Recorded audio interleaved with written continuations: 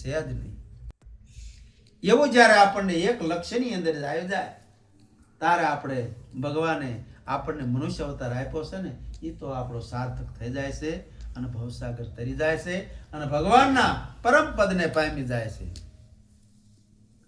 આયા કાયમ રહ્યા નથી કોઈ રાજવી લોલ, કાયમ રહ્યા નથી કોઈ રાજવીર લોલ, આયા કાયમ રહ્યા નથી કોઈ રાજવીર લોલ, કાયમ રહ્યા નથી કોઈ રાજવીર લોલ, છોડી ચાલ્યા ઘર અને ગામ જો માનવ તન મળ્યું છે મોઘા મૂલ નૂર લોલ, છોડી ચાલ્યા ગણયને બાળજો માનવ તન મળ્યું છે મોંઘા મૂલ નૂર લોલ. પાંચ તત્વનો દેહ સર્જન થયો છે. જળ, તેજ, વાયુ, અગ્નિ, પૃથ્વી અને આકાશ.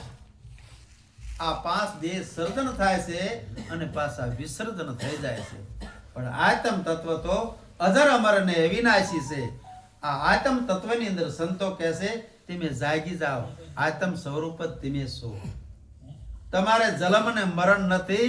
આ તો ક્ષણભંગરું જે આ દેહ છે આ નાશવંત છે, આ શાશ્વત નથી. અને જેમ છે એને આને બરોબર અથાત રીતે તમે જાણી લો. ન કરાય રાજા, રંક, સંત કે ફકીર કોઈના દેહ રહ્યા નથી અને રહેવાના નથી. આત્મ તત્વ અજર અમર ને અવિનાશી છે એને ઓળખવાની સંતો વાતો કરે છે.